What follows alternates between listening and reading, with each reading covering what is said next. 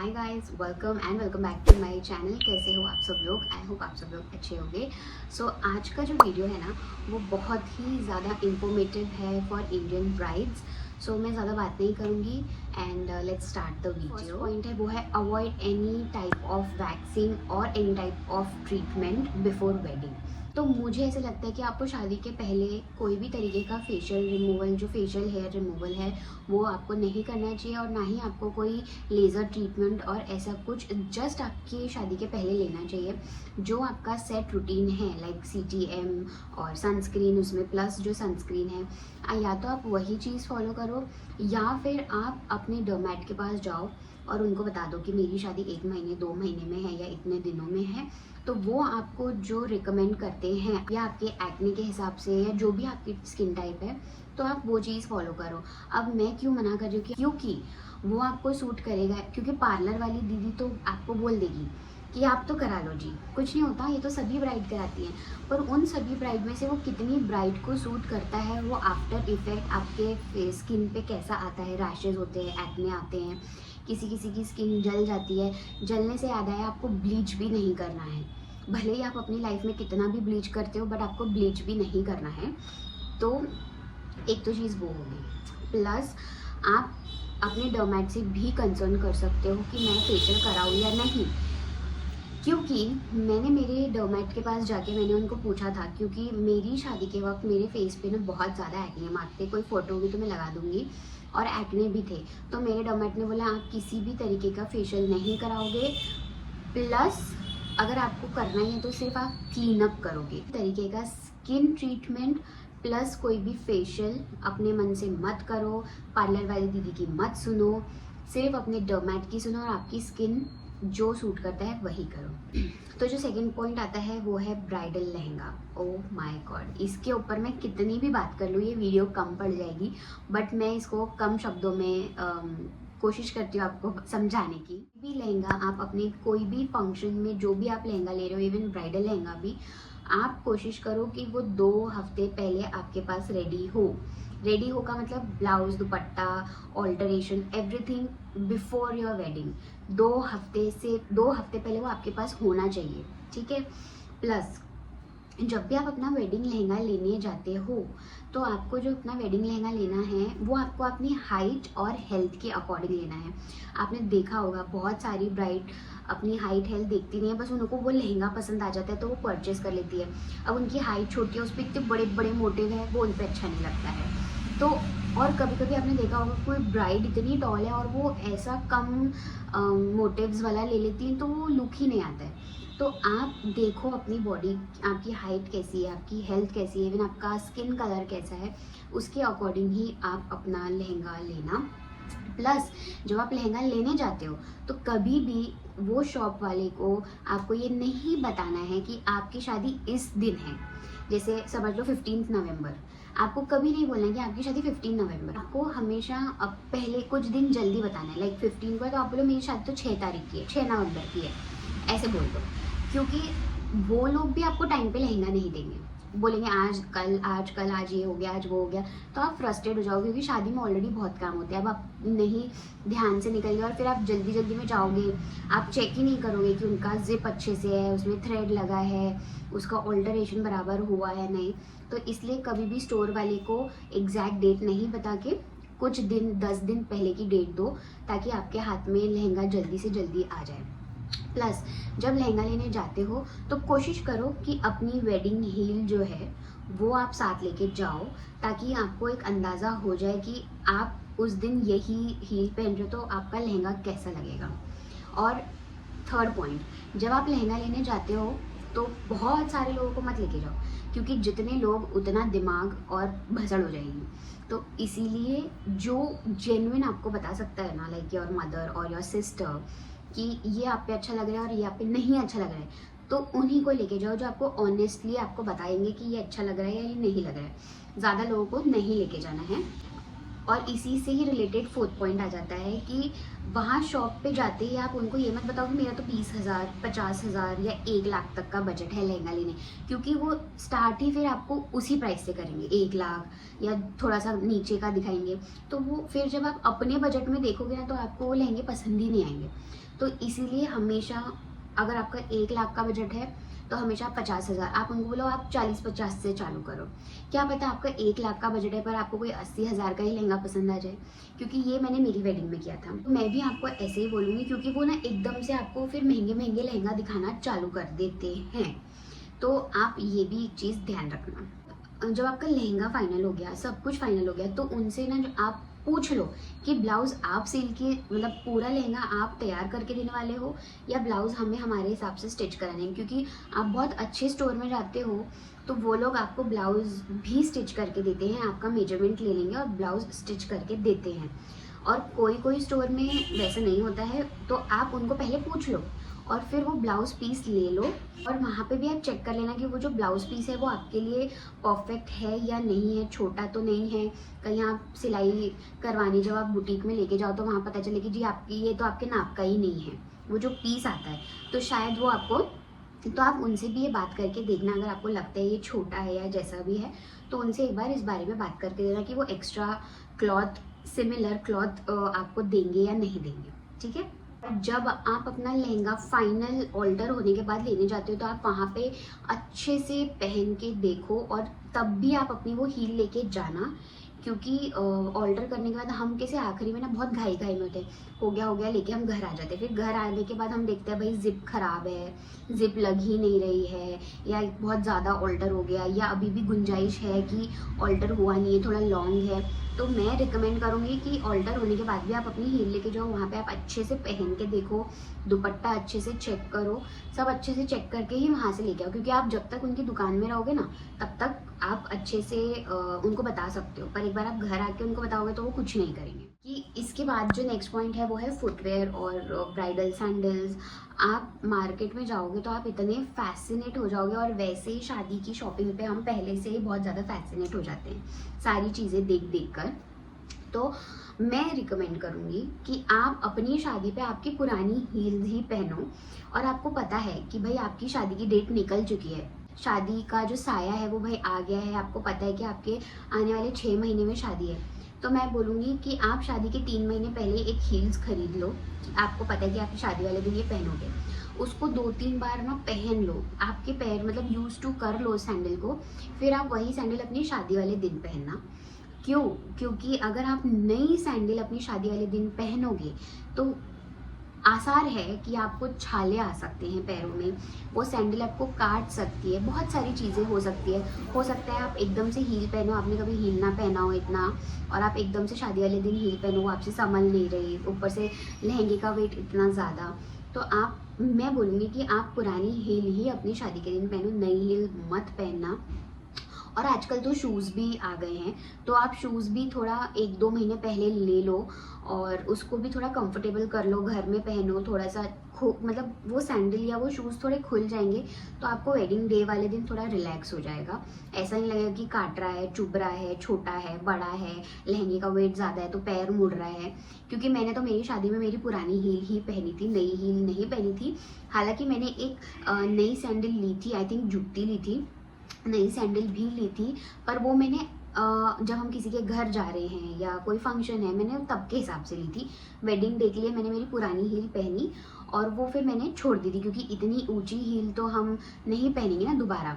तो फिर वो मैंने आई थिंक वेन्यू पे ही छोड़ दी थी, क्योंकि वो बहुत ज़्यादा ही उसकी हालत ख़राब हो चुकी थी, और वो मैंने उसके पहले बहुत पहले तक उस सैंडल को मैं पहन रही थी, तो वो मुझे पता था कि वेडिंग के बाद मैं अभी दोबारा नहीं पहनूंगी, तो मैंने वहीं पहन के छोड़ दी थी। तो मैं तो आपको बोलूँगी कि आप पुरानी हील ही पहनो, पुरानी बोलने वाला बहुत पुरानी नहीं, थोड़ा शादी के 2-4 महीने पहले खरीद के 2-3 फंक्शंस में पहन लो, ऐसा मैं बोल रही हूँ। पॉइंट आता है वो है वेडिंग ट्रूजो, जो हम आजकल सूटकेस भर भर के अपने नए कपड़ों से जो हम आजकल सूटकेस भर के जो नए कपड़े अपने ससुराल लेके जाते हैं उसके ऊपर।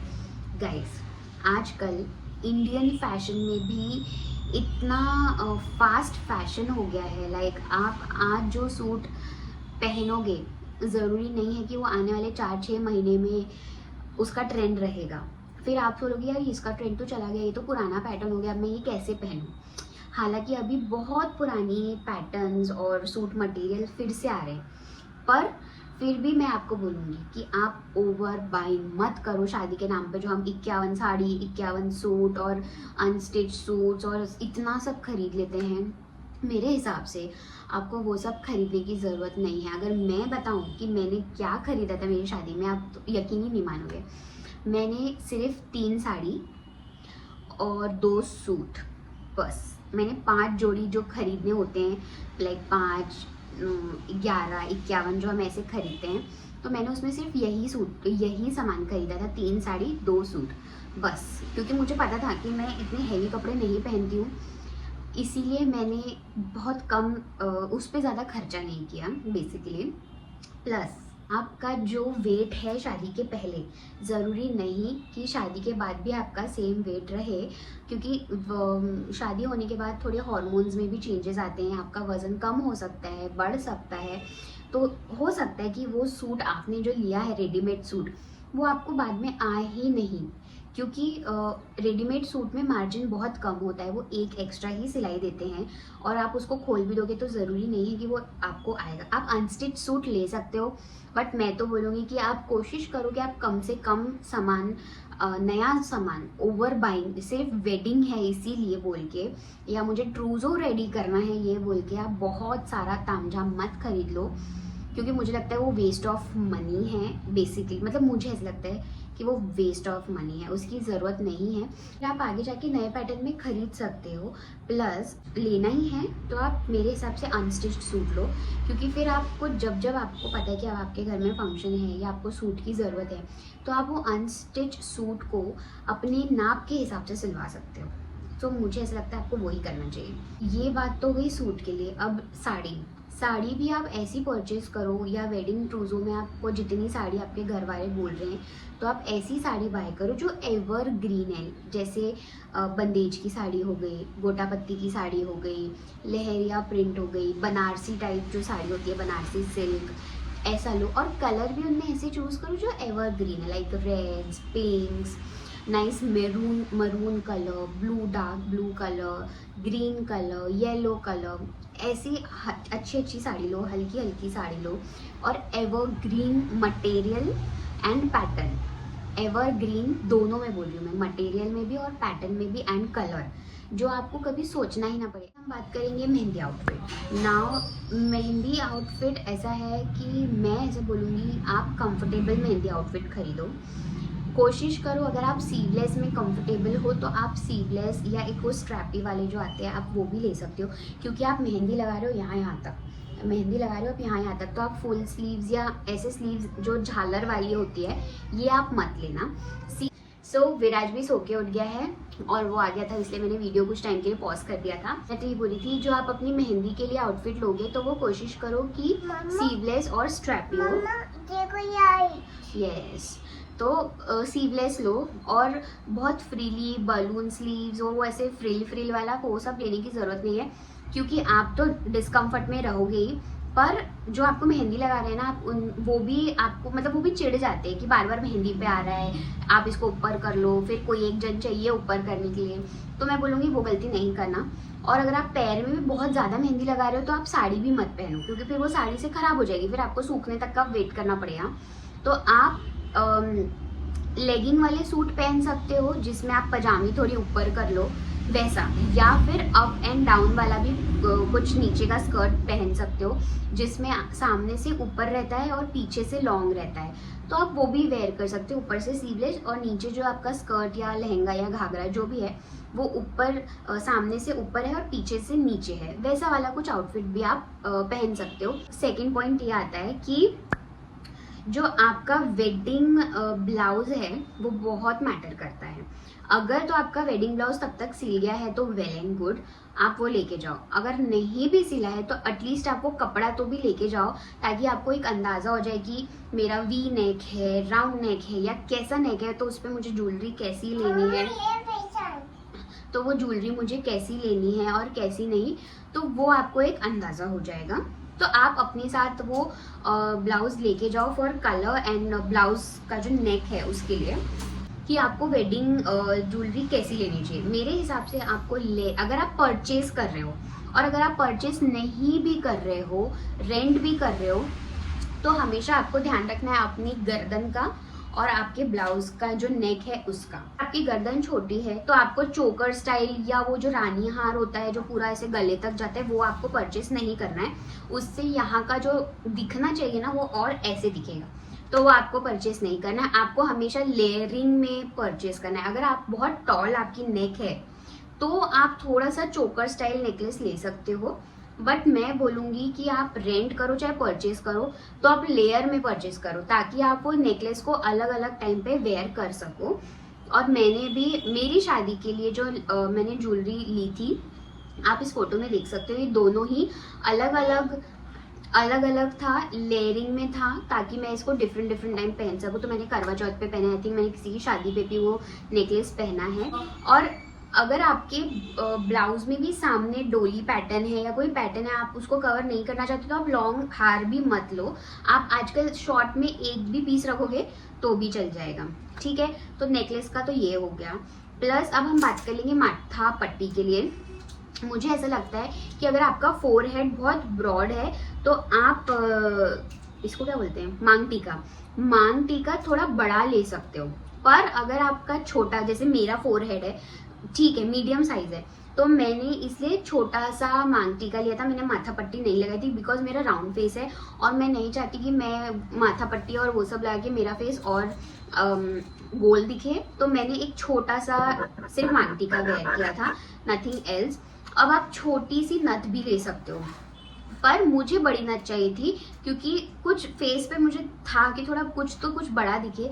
तो मैं यहाँ आपको दिखा दूंगी। तो मैंने सिंपल सी, बिना ज़्यादा तामझाम वाली, हैवी वाली, सिंपल सी एक नोज रिंग बोलेंगे ना, नथ, बड़ी सी एक नथ ली थी। और वो इतनी सुंदर, इतना क्लियर सब था, और छोटे ही कान के थे, बहुत हैवी नहीं थे, क्योंकि अब हम वो अगर रात तक पहनने वाले हैं तो सब कुछ थोड़ा कंफर्टेबल होना चाहिए। तो इसी के बाद हम बढ़ते हैं मेकअप आर्टिस्ट। सबसे इम्पोर्टेंट, लहंगे के बाद हमारा लहंगा नहीं फाइनल हुआ था, पर हमको हमारे मुआ की, मेकअप आर्टिस्ट की टेंशन पहले से होने लगती है कि हम किससे मेकअप करवाएंगे, क्या करेंगे, क्या नहीं। तो मैं आपको बता देती हूँ, मेकअप आर्टिस्ट आप अपने वेन्यू के पास में ही मतलब पास वाली ही रखना। क्योंकि देखो, अगर आप मेट्रो सिटी में रहते हो, लाइक दिल्ली, मुंबई, चेन्नई, बेंगलुरु, तो वहाँ पे ट्रैफिक का बहुत ज़्यादा इश्यू है। कहीं ऐसा ना हो कि आप अपनी मुआ के लिए वेट करते रह गए और आपकी मुआ ट्रैफिक में अटक गई, है ना। और आप अपनी मुआ को थोड़ा पहले ही बुला लो कि भाई आप थोड़ा जल्दी आ जाओ, ताकि आप रेडी रहोगे तो आप फोटोग्राफर से फोटोज भी अच्छे से क्लिक करवा सकते हो, ठीक है। तो हमेशा अपनी वेन्यू के आसपास का ही देखना। अगर आपकी डेस्टिनेशन वेडिंग है तो आपकी जहाँ डेस्टिनेशन वेडिंग है, लाइक अगर आप मुंबई या कहीं और रहते हो, अगर आपको राजस्थान में अपनी वेडिंग करानी है तो आप वहीं की कोई अच्छी मेकअप आर्टिस्ट देख लो। या अगर आपको वहाँ की मेकअप आर्टिस्ट नहीं देखनी है, आपको आपकी ही एरिया से या आपकी ही सिटी से चाहिए, तो आप अपनी सिटी की मुआ को अपने साथ वेन्यू पे ले जाओ, ताकि वो आपका मेकअप, मतलब वो वहीं रहे तो आपको भी टेंशन नहीं रहे और उनको भी टेंशन नहीं रहे कि वो मुआ आएगी या नहीं आएगी, आप भी टेंशन में, वो भी टेंशन में। तो इसलिए जहाँ भी आप जा रहे हो आप वहीं की मेकअप आर्टिस्ट रखो, ठीक है। प्लस इन एडवांस आप अपनी मेकअप आर्टिस्ट से बात कर लो कि आपको हैवी मेकअप कब चाहिए, लाइट मेकअप कब चाहिए, और उनसे कंसल्ट कर लो कि भाई मेरी हुडेड आइज है, मेरा ऐसा है, मेरा वैसा है, तो मुझे ऐसा नहीं चाहिए, वैसा नहीं चाहिए, केकी मेकअप नहीं चाहिए, सब कुछ लेंस लगाना है या नहीं लगाना है, फॉल्स लैशेज अच्छी क्वालिटी की है कि नहीं है, साथ में उनके वो और मेकअप के अलावा वो क्या ड्रिपिंग करके देने वाली है, हेयर स्टाइल करके देने वाली है, सब कुछ इन एडवांस और इन डिटेल आप अपनी मुआ से पूछ लो, ताकि आपको टाइम पर झटके ना मिले और आप टाइम पे ऐसे ना हो जाओ कि बाप रे अब मैं क्या करूं, अब मैं कहाँ से करूं। तो वैसा नहीं होना चाहिए। और अगर पॉसिबल है तो एक बार उनसे ट्रायल मेकअप ज़रूर ले लो। देखो, अगर अच्छी मेकअप आर्टिस्ट है तो वो आपको ट्रायल ज़रूर देगी, लेकिन अगर छोटी मतलब कैसे बोलते हैं, अगर नई मेकअप आर्टिस्ट है तो मे बी वो आपको ट्रायल मेकअप नहीं दे। प्लीज़ मुआ के पीछे पागल मत हो जाओ। और इंस्टाग्राम पे देख के तो बिल्कुल ही नहीं, क्योंकि फिल्टर्स लगते हैं, लाइट्स होती है, तो वो नहीं करना है। अगर उन्होंने कोई ब्राइड को रेडी किया है तो आप उसकी प्रोफाइल में जाओ और वो ब्राइड से आप पूछो कि मैं मेरी शादी पे ये मेकअप आर्टिस्ट करने के लिए सोच रही हूँ, तो कैसा था इनका मेकअप, कैसा था इनका नेचर, क्या वो टाइम पे आई थी या नहीं। तो वो सारी चीज़ें आप उसी की प्रोफाइल में जो ब्राइड उन्होंने रेडी की होगी उनसे जाके पूछो। और आपको मेकअप आर्टिस्ट जो करके देगी वो तो ठीक है, पर आपको अपनी ना एक ब्राइडल किट या इमरजेंसी किट, आप कुछ भी बोलो, आप एक वो किट रेडी रखो जो आप अपने साथ स्टेज पे लेके जा सकते हो, या आपके साथ जो भी स्टेज पे रहने वाले हैं वो लेके जा सकते हैं, क्योंकि वो बहुत ज़्यादा ज़रूरी है।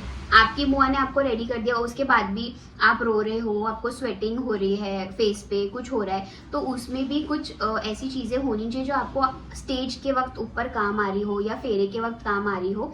तो वो ब्राइडल किट भी मैं इस वीडियो के बाद बना दूंगी कि आपको अपनी ब्राइडल किट में क्या चीज़ रखनी चाहिए और क्या नहीं। और भी बहुत सारे पॉइंट है, पर ये वीडियो ऑलरेडी बहुत लंबी हो रही है, तो मैं इसी वीडियो का पार्ट 2 बना दूंगी और एक प्लेलिस्ट भी बना दूंगी, तो आप वहाँ पे जाके देख सकते हो। और मुझे किस टॉपिक पे वीडियो बनानी है इसी से रिलेटेड ब्राइडल टॉपिक के ऊपर, लाइक इंडियन वेडिंग के ऊपर, तो आप वो मुझे कमेंट सेक्शन में ज़रूर बताना। मिलती हूँ नेक्स्ट वीडियो में, तब तक के लिए बाय बाय।